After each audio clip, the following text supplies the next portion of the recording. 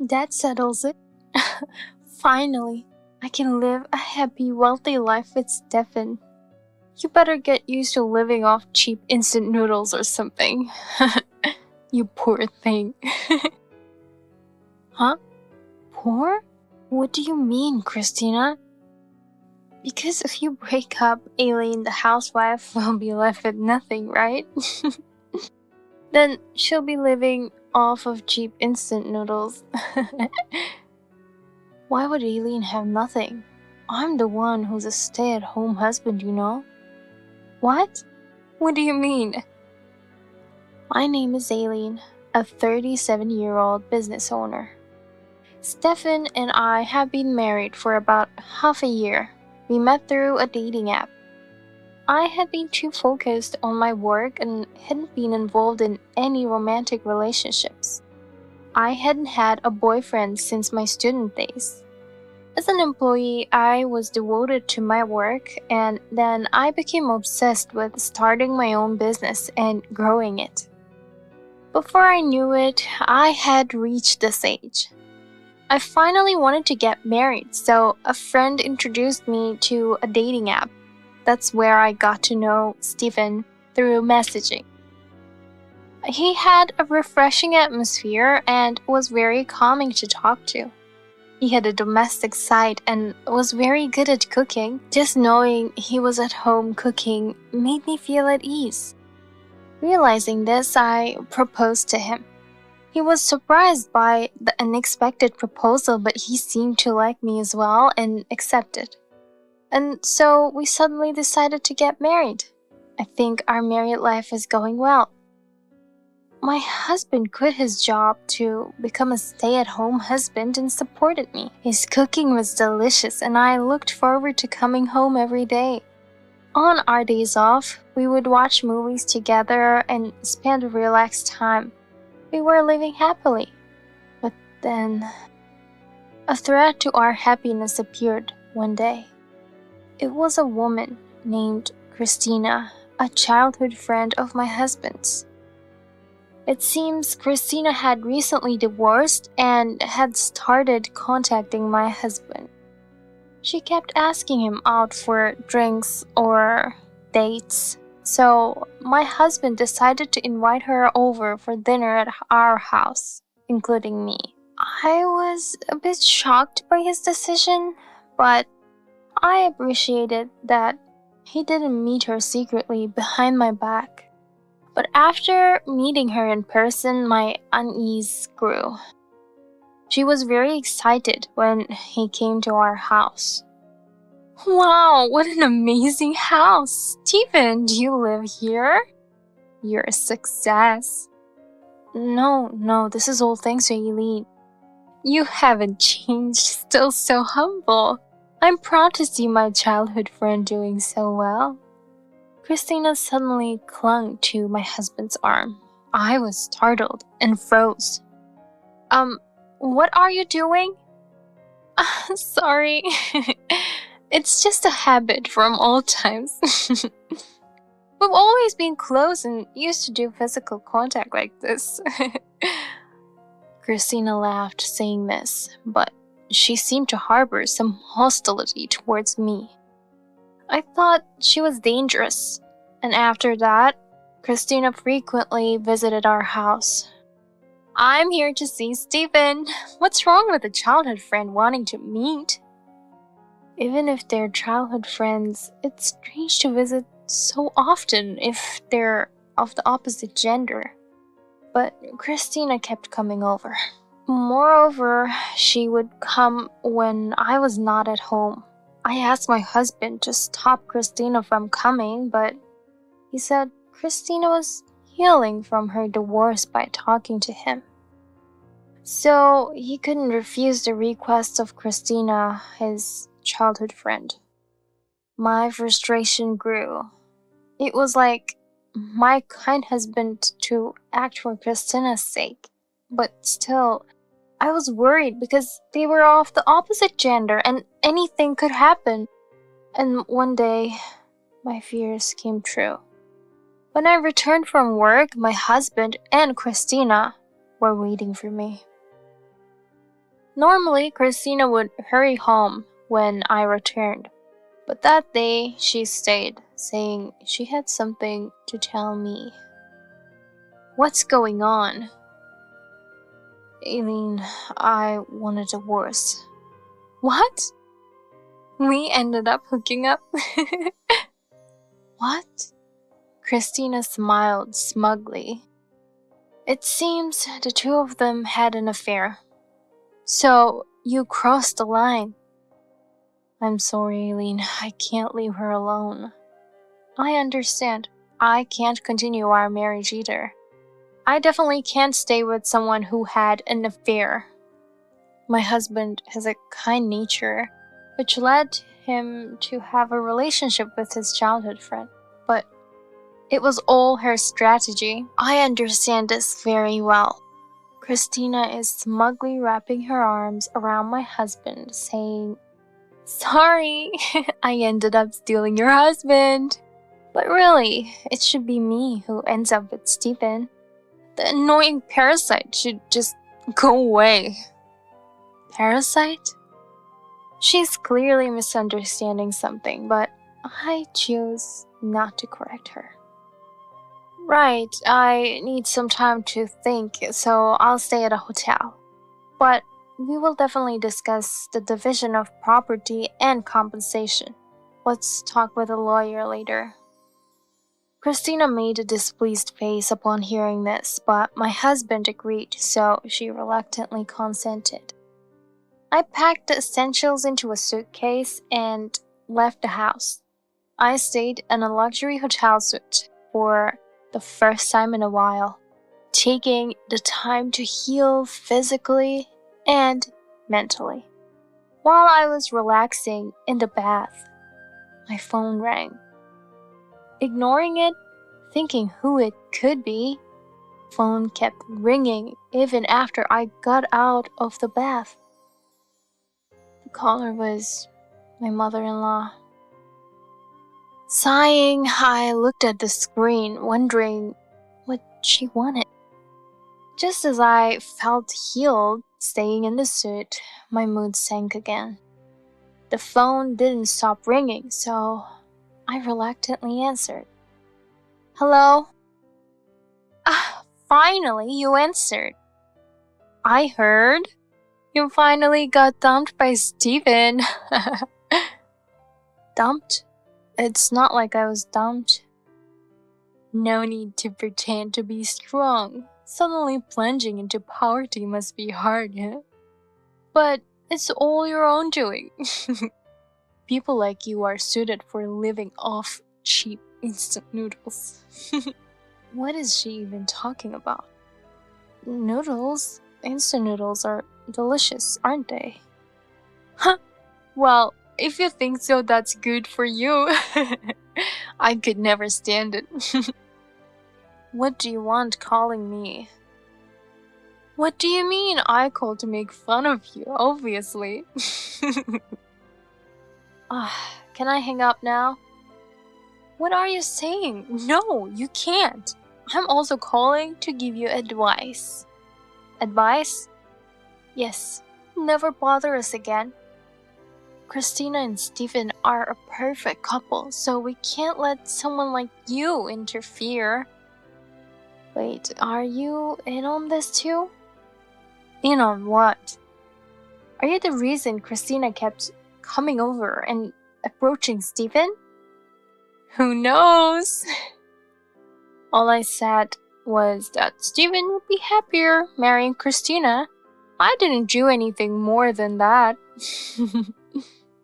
It was clearly a plan by Christina and my mother-in-law, and my husband fell for it completely. Well, it's also his fault for being deceived. At least, now I know my mother-in-law was involved. I thought she was a terrible person, and it turns out I was right. Don't worry, I won't interfere with Christina and the rest. Once we settle the compensation and everything, we'll never see each other again. You promise? I recorded it, you know? Yes, that's fine with me. What are you laughing at? You don't seem to understand your position. Dumped by Steven and heading straight to poverty. Huh. Tired of dealing with her, I hung up the phone and blocked her number. I didn't want to waste my time in the suit. I decided to extend my stay for one more night to truly relax. Just in case, I also blocked my husband's number.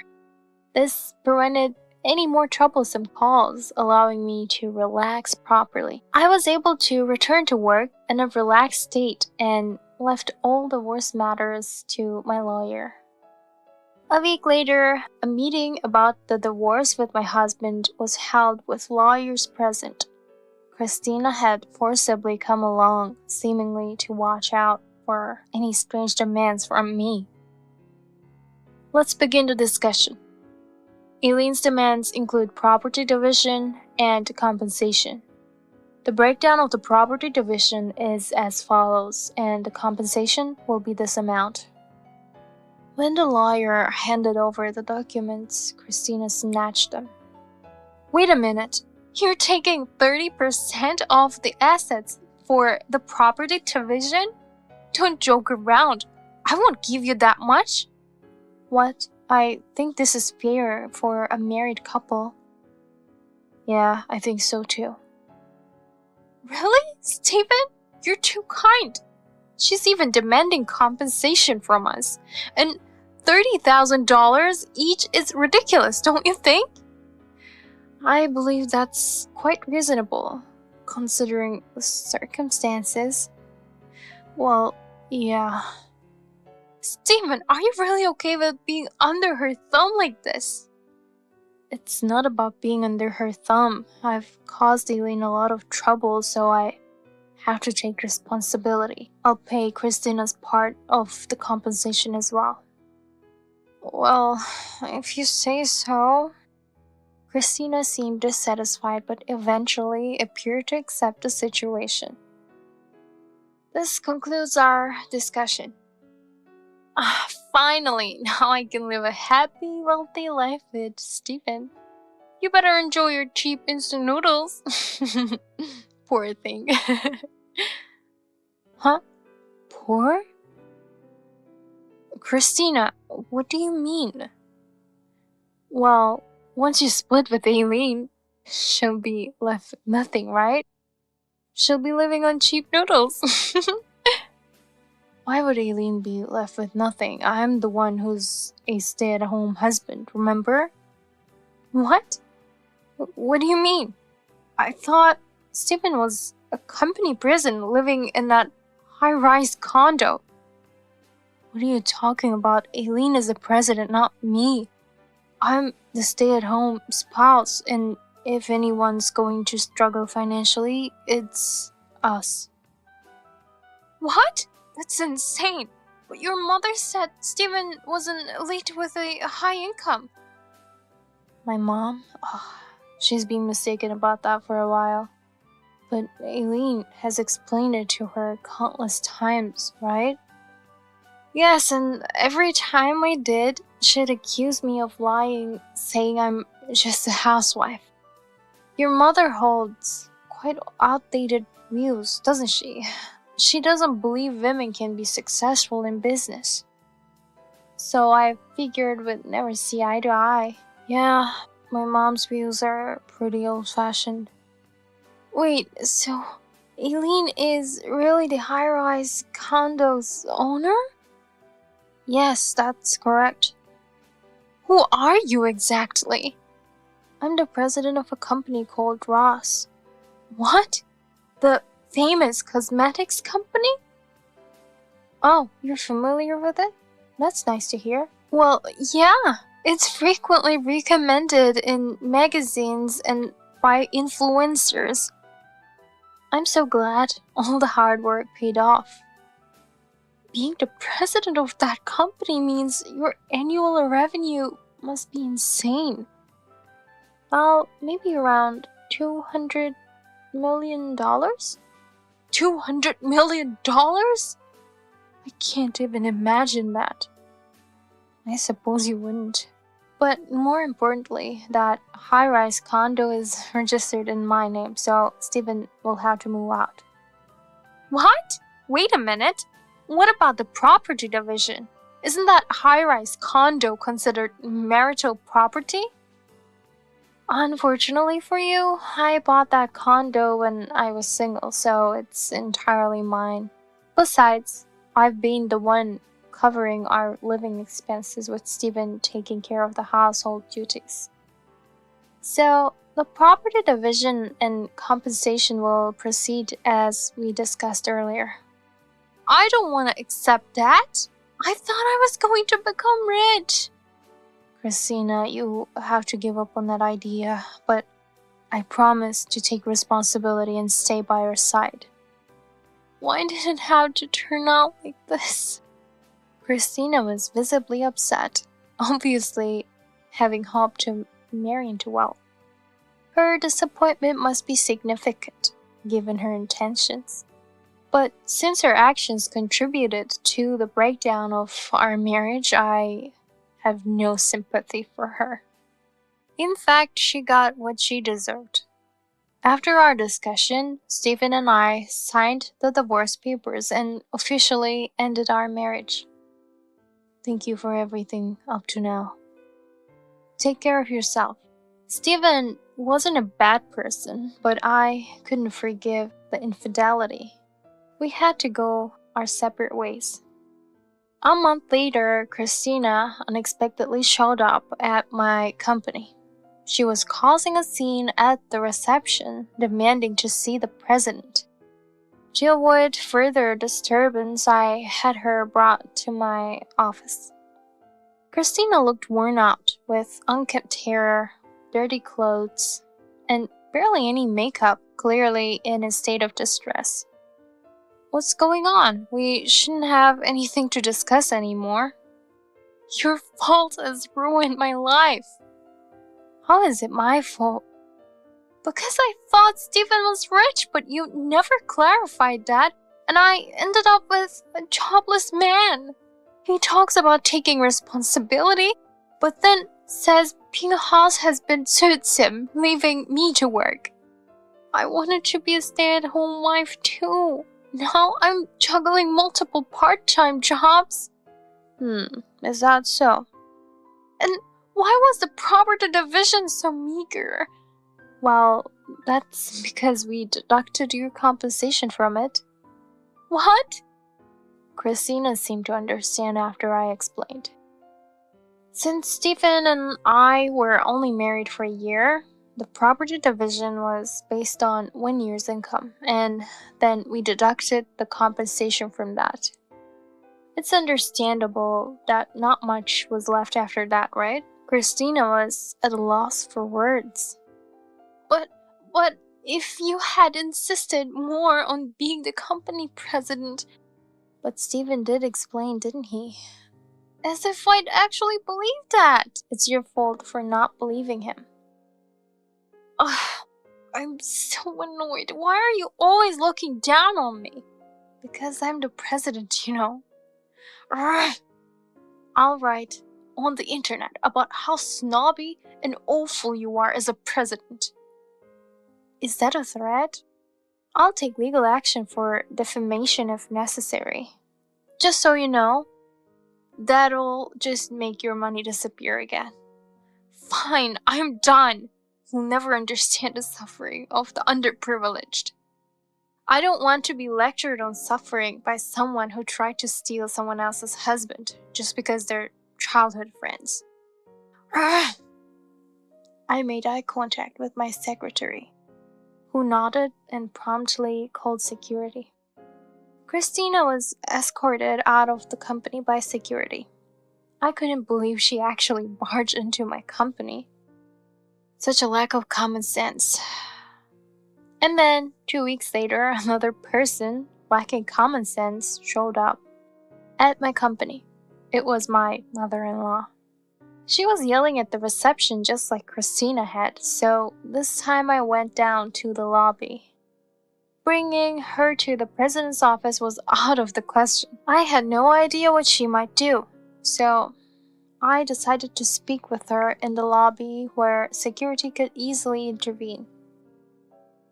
How dare you not let me into your office? You're a disrespectful daughter-in-law. That's impossible, you're a safety risk. What's that supposed to mean? Such a rude daughter-in-law. I'm not your daughter-in-law anymore, we're divorced. Shut up! I was making it simple. You're so insolent. You always look down on me, haven't you? Isn't it the other way around? You always look down on me. You called me a do-nothing housewife and insisted Stephen was the breadwinner. That's because you didn't explain it well enough. But I did explain. Stop talking back. Assert yourself more. You're saying the same thing Christina did. Birds of a feather, I suppose. That woman is useless, not earning enough. Even though she's working multiple part-time jobs? That seems rather unfortunate. Quiet! You're responsible for our hardship because you didn't explain properly. Why should I have to do anything for you? What about your husband? Her husband had been working and should be receiving a pension. He said he wants a divorce because of this situation. So he's fed up then. Quiet! Don't be so blunt. If it's the truth, then it can't be helped. We're in trouble. Please, help us. She eventually resorted to tears in an attempt to sway me, but it was futile. I'm sorry, but you need to give up. Continuing this would be considered harassment, and I'll have to call the police. Police? Are you a demon? I'm begging for help, and this is how you respond? You're being too convenient. After all, you were the one who encouraged us to split. I apologize, please. I'm really sorry. She even went as far as to kneel, but I remained unforgiving. Security was called to escort her out of the building. Later, I received an apology email from my ex-husband who assured me that Christina and my mother-in-law would not bother me at the company again. If they did, I wouldn't hesitate to involve the police. It seems my ex-husband, Christina, and my former mother-in-law are living together, struggling due to their poor financial management and lavish spending. While it's none of my concern, I find a bit of satisfaction in their hardships. Meanwhile, I continue to focus on my work, dedicated to growing my company for the sake of my employees. I'm committed to working hard and making my company even more successful.